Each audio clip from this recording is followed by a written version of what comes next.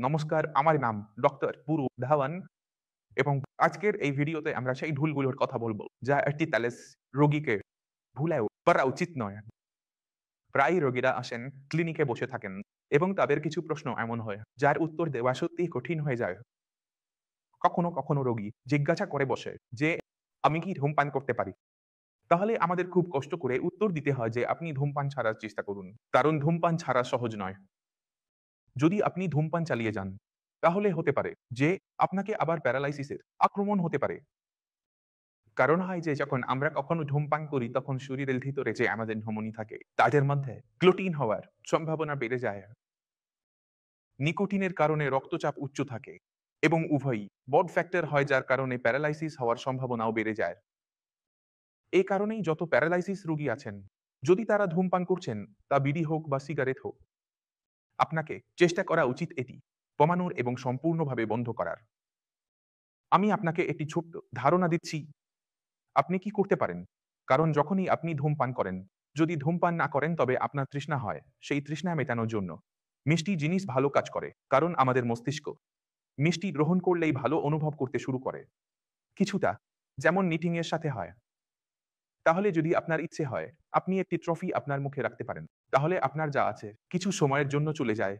একইভাবে এলাচও আপনি আপনার মুখে রাখতে পারেন। যদি আপনি ডায়াবেটিক হন, কারণ মিষ্টি তো আপনি খেতে পারবেন না।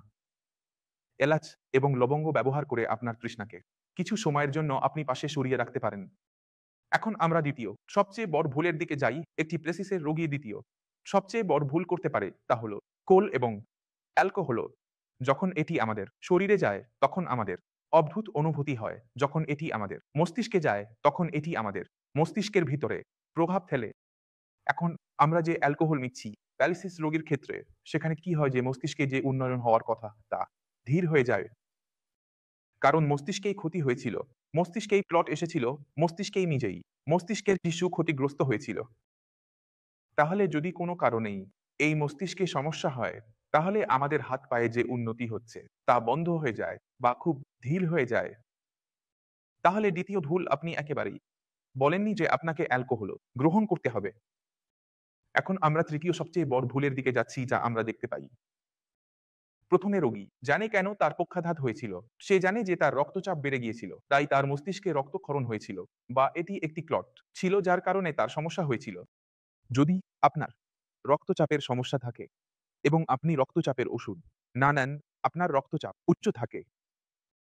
এই ওষুধ নেওয়ার পরও যদি এটি নিয়ন্ত্রণে না আসে এবং আপনি এটি উপেক্ষা করে পরীক্ষা না করেন, তবে এটি আপনার জন্য তৃতীয় সবচেয়ে বড় ভুল প্রমাণিত হতে পারে। কারণ যদি রক্তচাপ আবার বাড়ে, তবে আবার পক্ষাঘাতের পুরোপুরি সম্ভাবনা থাকে। সুযোগ একবারই আসে সংশোধনের। যদি আপনি এতে সংশোধন না করেন, তবে কোনো ডাক্তার আপনার সাহায্য করতে পারবে না। তাহলে আপনি যদি ব্রেন হেমারেজের রোগী হন, আজ আপনার রক্তচাপ পরীক্ষা করুন, ওষুধ নেওয়ার পর পরীক্ষা করুন, দিনে অনেকবার পরীক্ষা করুন। যদি আপনার মনে হয় যে আপনার রিডিং উচ্চ আসছে, তবে আপনার ওষুধ পরিবর্তন করার প্রয়োজন আছে। একইভাবে যদি আপনার সমস্যা কোলেস্টেরলের কারণে হয়ে থাকে, আপনি যদি ডায়াবেটিসের রোগী হন, তাহলে আপনার কোলেস্টেরল এবং শর্করার পরীক্ষা বারবার করান, যাতে নিশ্চিত করা যায় যে আপনার কোলেস্টেরল স্তর আপনার শর্করা স্তর দ্বারা নিয়ন্ত্রিত হচ্ছে। কোলেস্টেরল এবং শর্করাই প্রোটিন ফ্যাক্টর হিসেবে সবচেয়ে বড় বলে মনে করা হয়। এগুলো নিয়ন্ত্রণে রাখা জরুরি। এর জন্য হয়তো আপনাকে আপনার ওষুধের পরিমাণ বাড়াতে হতে পারে, ওষুধ পরিবর্তন করতে হতে পারে, বারবার ডাক্তারের কাছে যেতে হতে পারে। কিন্তু এই কাজ আপনাকে করতেই হবে। আবার স্ট্রোক থেকে বাঁচতে চতুর্থ গুরুত্বপূর্ণ কাজ একজন রোগী কি করতে পারে, তা হলো খাদ্যাভ্যাসে অনেক পরিবর্তন আনা। প্রায়ই রোগীরা আসেন খুব দুর্বল হয়ে পড়েছেন, অনেক কেজি ওজন কমিয়ে ফেলেছেন। তাদের জিজ্ঞাসা করা হয় যে আপনি কি খাচ্ছেন? তারা বলেন যে আমরা আমাদের রোগীকে লাউ, তরি, টিন্ডা দিচ্ছি এবং অন্য কোনো সবজি দিচ্ছি না। আমরা কোনো ডাল দিচ্ছি না। তবুও তারা সুস্থ হচ্ছেন না। তাহলে আপনাকে বুঝতে হবে যে যদি আপনি আপনার শরীরের দিকে তাকান এবং সঠিক খাবার দেন, তবেই তো মস্তিষ্কে উন্নতি আসবে। যদি খাবারে আপনি শুধু লাউ, তরি, টিন্ডা এই ৩ টি সবজি সেদ্ধ করে দেন, তাহলে ওজন কমছে, শরীরে দুর্বলতা আসছে। তাহলে এমন রোগীর মস্তিষ্কেও শক্তি যাচ্ছে না। রোগীর শুধু এতটুকু শক্তি থাকে যে সে ব্যায়াম করতে পারে। রোগী খুব বেশি রেগে যেতে শুরু করে। কারণ তার শরীরের শক্তির প্রয়োজনীয়তা পূরণ হচ্ছে না। শরীর দুর্বল হতে শুরু করে। তাহলে এই ভুল আপনি করবেন না। রোগীকে আপনাকে দিতে হবে। সুষম খাদ্য, খাবারের মধ্যে সবকিছু থাকা উচিত, তাতে সবজি থাকা উচিত, তাতে ফল থাকা উচিত, তাতে চাল দিন, তাতে আপনি রুটি দিন, তার মধ্যে একটু ডিম দিন, ডাল দিন, মাছ দিন, মুরগি দিন। কারণ যত ভালো খাবার রোগী গ্রহণ করবে, শরীরে ততই শক্তি থাকবে। ব্যায়াম করার জন্য আপনাকে কোনোভাবেই শরীরকে দুর্বল হতে দিতে হবে না। যদি রোগীর শরীর দুর্বল হতে থাকে, রোগী সম্পূর্ণভাবে ভেঙে পড়তে শুরু করবে এবং রোগীকে সুস্থ করা অসম্ভব হয়ে যাবে। এরপর আমরা এগিয়ে যাই আমাদের দিকে। তারপর সবচেয়ে বড় ভুলের দিকে, সেটা হলো ব্যায়ামকে না বোঝা। যদি আপনি প্লেসিসের রোগী হন, আপনি দেখছেন যে আপনার পায়ে কোনো নড়াচড়া নেই এবং আপনি পায়ে নড়াচড়া আনতে চান, তাহলে প্রায়শই দেখা যায় যে রোগীর বাড়িতে যে ফিজিওথেরাপিস্ট আসে এবং যে ব্যায়াম করায়, রোগী শুধু সেই ব্যায়ামই করে। নিজের থেকে কিছু করে না। লাগাতেন একজন ফিজিওথেরাপিস্ট রোগীকে শুইয়ে বসিয়ে ব্যায়াম করায়। খুব কম সময় তারা হাঁটাতে পারে কারণ তাদের কাছে সময় খুব কম থাকে। তারা আপনাকে ৪৫ মিনিট দেয়, ১ ঘন্টা দেয়। তারপর পরবর্তী রোগীকে দিতে হয়। তাই তারা তাদের সময়সূচিতে বাঁধা থাকে। কিন্তু আপনারা কি ভুল করেন যে তাদের চলে যাওয়ার পর কোনো ব্যায়াম করেন না? হয়তো বিছানায় বসে থাকবেন বা শুয়ে থাকবেন। আপনাকে এই ভুলটি করা যাবে না। আপনাকে কিভাবে এই ভুলটি শেষ করতে হবে? তারা যে ব্যায়াম করিয়েছিল, তা পেশিগুলোকে খোলার জন্য করিয়েছিল। আপনাকে আপনার মস্তিষ্ককে আবার হাঁটার জন্য প্রশিক্ষণ দিতে হবে। তাহলে যত বেশি আপনি হাঁটার চেষ্টা করবেন, তত দ্রুতই উন্নতি হবে। আপনার ট্যাকের কেন্দ্রে উন্নতি আসবে। এটাই ফিজিওথেরাপির মানে। এখন ব্যথা শেষ। এখন আমাদের নিজের মতো করে ব্যায়াম করতে হবে। এবং আমি এই চ্যানেলে এত ভিডিও তৈরি করেছি যে যদি আপনি হাঁটতে চান, তবে শুধু হাঁটুন। আপনি শুধু আপনার পা সঠিকভাবে রাখার চেষ্টা করুন। যখন আপনি হাঁটেন তখন দেখুন আপনার পা কিভাবে পড়ছে। সেটা কি তির্যকভাবে পড়ছে? বাঁকা পড়ছে? আপনি কি আপনার পায়ের আঙুল আগে রাখছেন এবং সেটাকে ঠিক করার চেষ্টা করুন, যাতে আপনার পা সঠিকভাবে যায়। তাহলে আমি সবসময় বলি যে পা ঠিক করতে হবে।